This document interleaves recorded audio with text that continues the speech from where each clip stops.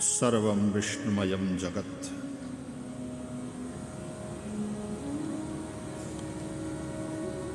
आ जगत विष्णुमय है।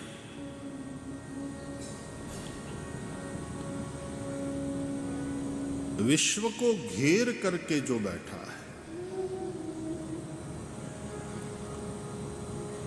इसलिए वो विष्णु कहलाता है।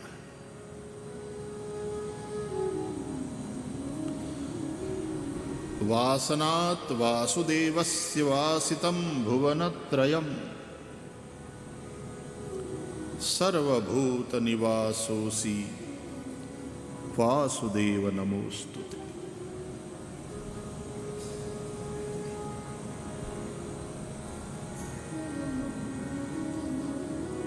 भगवान सिवाय बीजू कशु नहीं।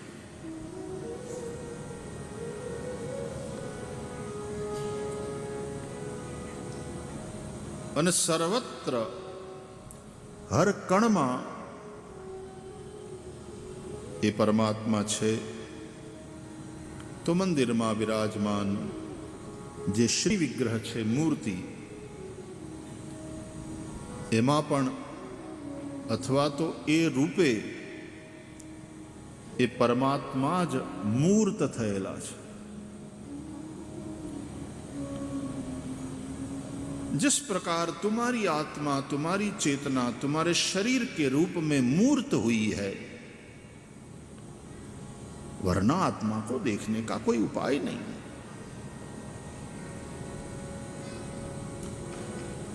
तुम्हारी ही अव्यक्त आत्मा तुम्हारे शरीर के रूप में अभिव्यक्त हुई है।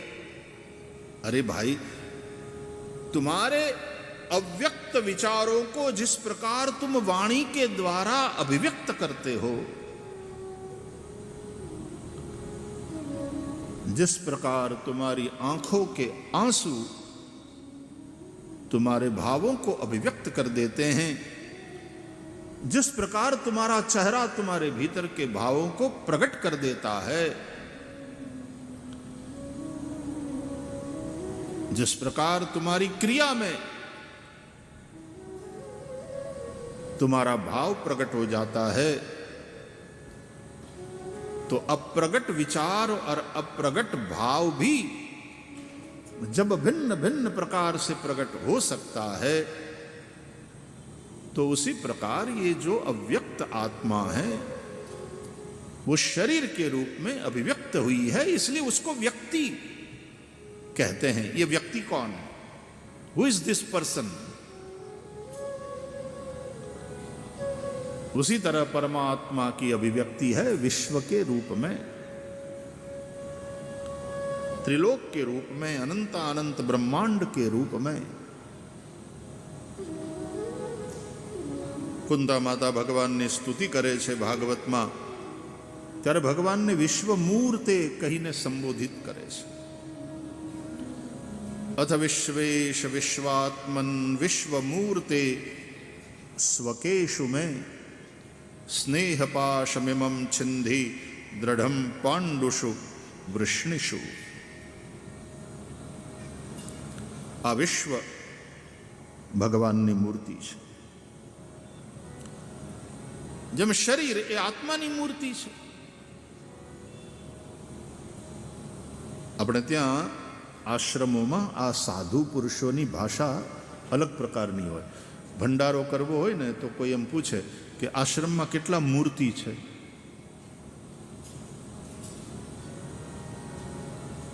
संतना रूपे परमात्मा ज मूर्त है।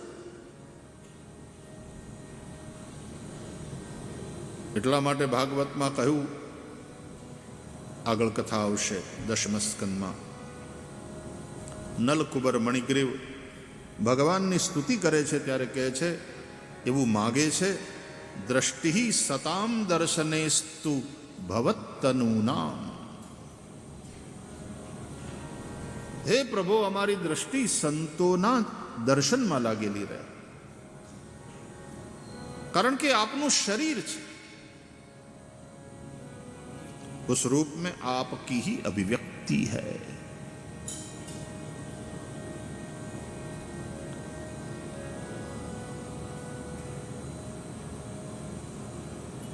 नयन ही संत दरस नहीं देखा, लोचन मोर पंख करी लेखा।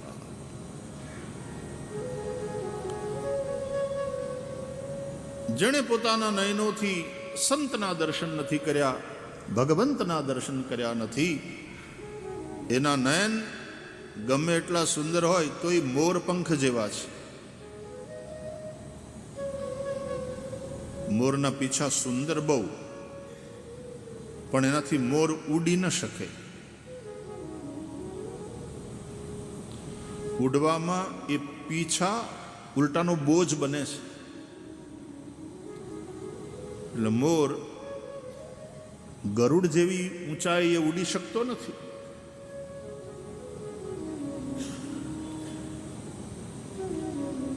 એ પીછા શોભાના છે.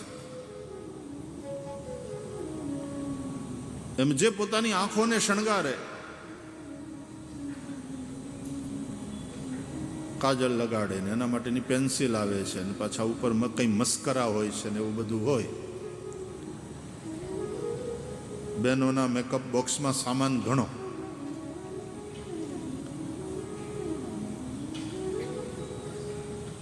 આંખોને શણગારે.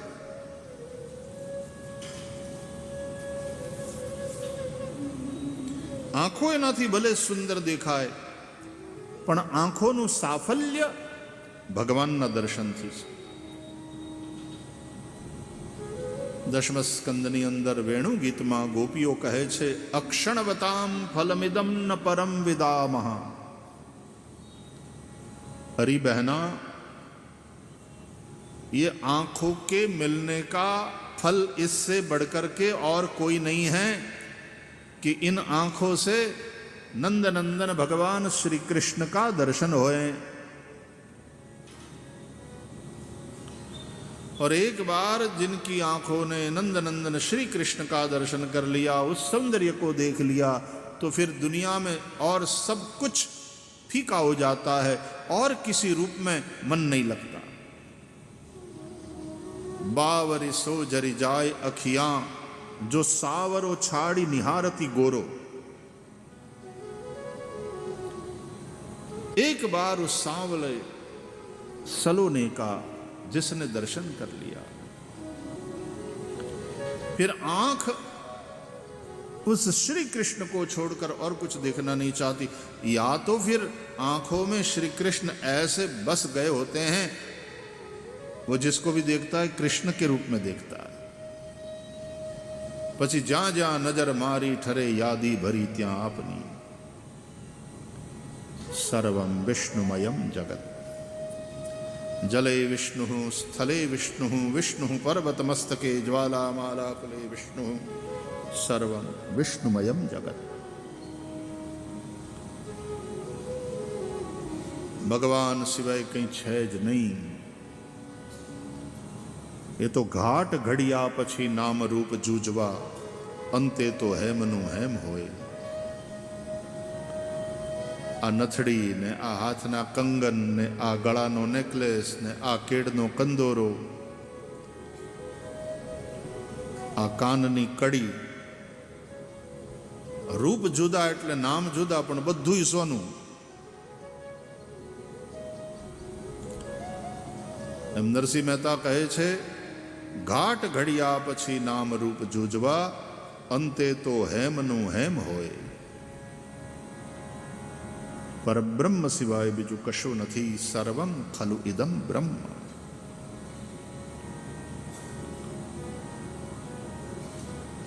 ભારતીય વૈદિક હિન્દુ ધર્મનું જે દર્શન છે તે આ છે. અને આવા દર્શનવાળો ક્યારે આતંકવાદી બની શકે જ નહીં. એ અધ્યાત્મવાદી છે.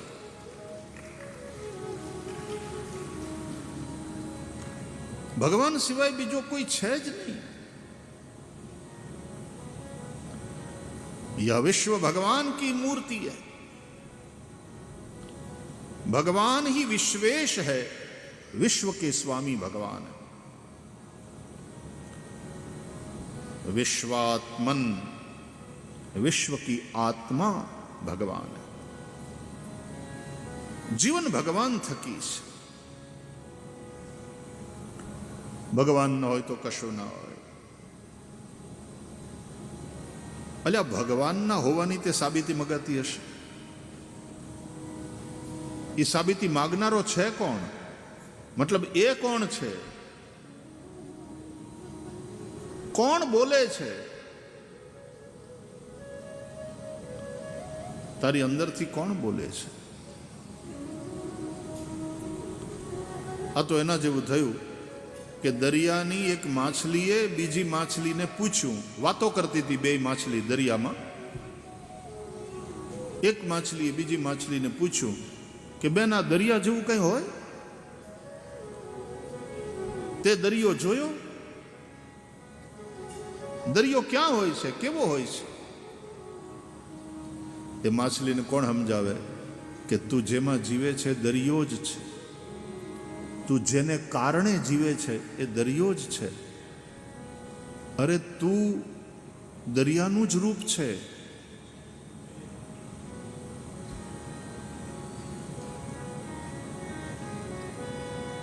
ભગવાન છે.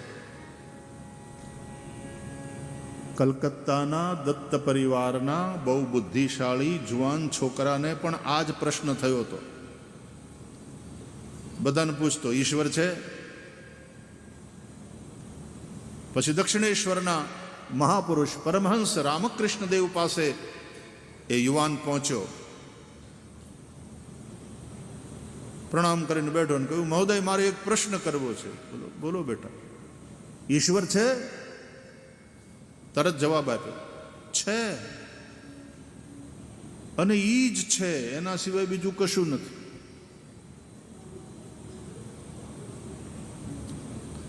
એ અનુભૂતિમાંથી નીકળેલો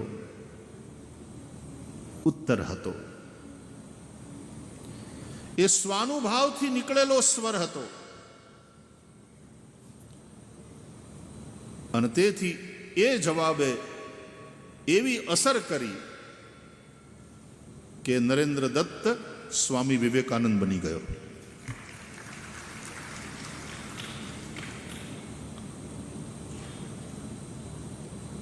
ભગવાન સિવાય કશું નથી. પણ આ માયાનો પડદો એવો છે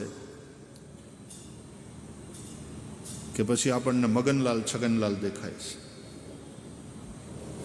ભગવાન નથી દેખાતા. એનો મતલબ કડી દેખાય છે, નથડી દેખાય છે, હોનું નથી દેખાતું. બ્રહ્મલીન ડોંગરે બાપજી કથામાં એક દ્રષ્ટાંત આપતા કે ગણેશજીનો ભક્ત હતો. એના ઘરમાં પૂર્વજોના સમયથી ગણેશની ઉપાસના થતી આવી હતી. તો ગણેશની મૂર્તિ હતી સોનાની. ઉંદરડાના ઉપર બેઠેલા ગણેશ, સોનાની મૂર્તિ હતી.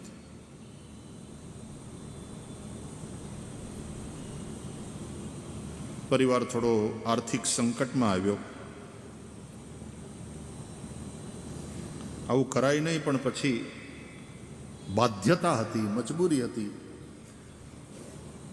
એટલે એને ગણપતિ બાપાને વિધિપૂર્વક કહી દીધું, ગચ્છ ગચ્છ સુરશ્રેષ્ઠ, ગચ્છ ત્રૈલોક્ય રક્ષક.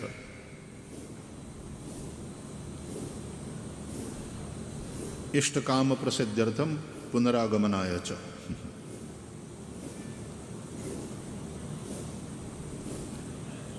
અને પછી હોનાની મૂર્તિ વેચવા કાઢી.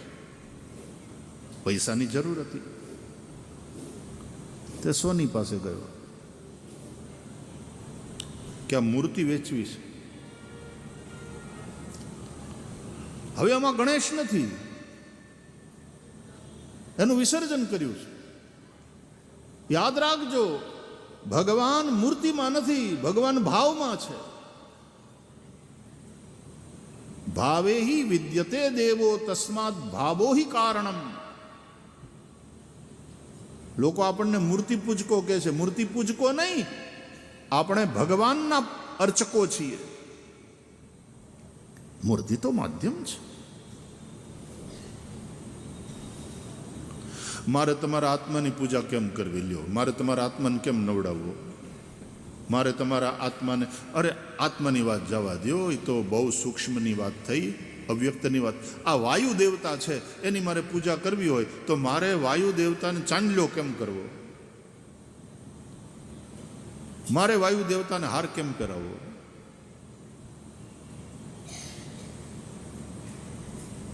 અમે હરિદ્વારમાં એકવાર સ્નાન કરતા હતા, ગંગા સ્નાન.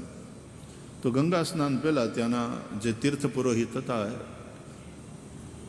એ કહે કે ભાઈ શ્રી પહેલાં જરા ગંગા મૈયાની પૂજા કરાવીએ, પછી સંકલ્પપૂર્વક સ્નાન કરાવીએ. અને તીર્થમાં જાઓ એટલે તીર્થના પુરોહિતો એના માર્ગદર્શનમાં બધું કરવું. તો હમણે ગંગા પૂજન કરાવ્યું.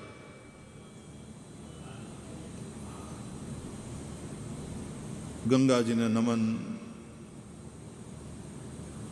ગંગાજીનું પૂજન કરતા કરતા ધ્યાન ને આવાહન ને પાદ્ય ને અર્ઘ્ય ને આચમની બધું હોય ને, પછી સ્નાન, એમાં ષોડશોપચાર પૂજાનો ક્રમ ચાલે.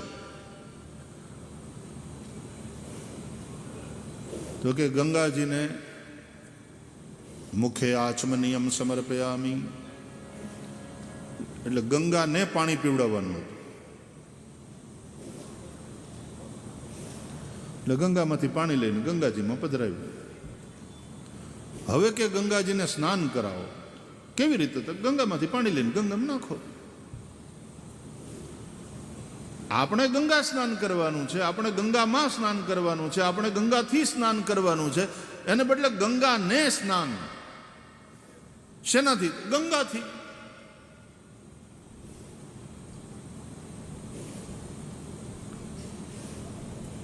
મહારાષ્ટ્રમાં એક જગ્યાએ સત્યનારાયણની કથા હતી, સત્યનારાયણાची કથા. एक ब्राह्मण आले,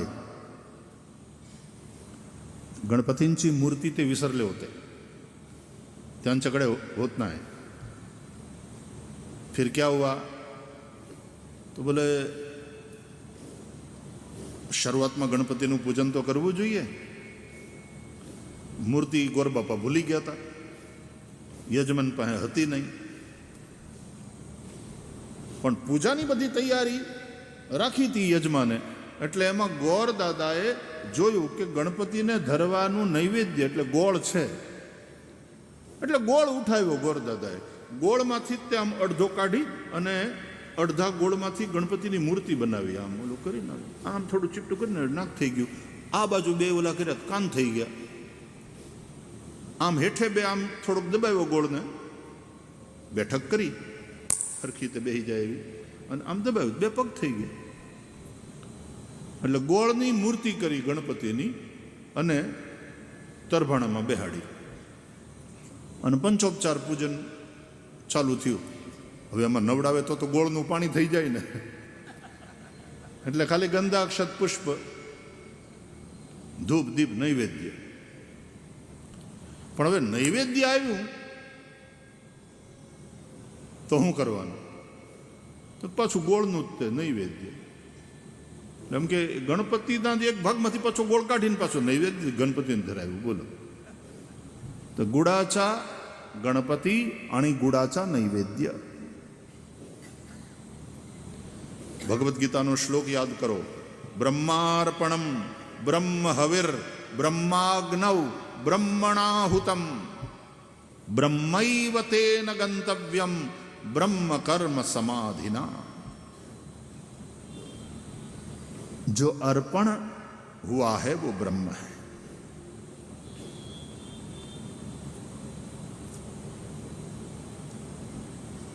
ये अर्पण की क्रिया ब्रह्म है. इस क्रिया के द्वारा जो अर्पण हुआ है वो ब्रह्म है. जिस अग्नि में ये अर्पण हुआ वो अग्नि भी ब्रह्म है. किसको पहुंचेगा? बोले ब्रह्म को. सब कुछ ब्रह्म ही है. सर्वम खलु इदम ब्रह्म.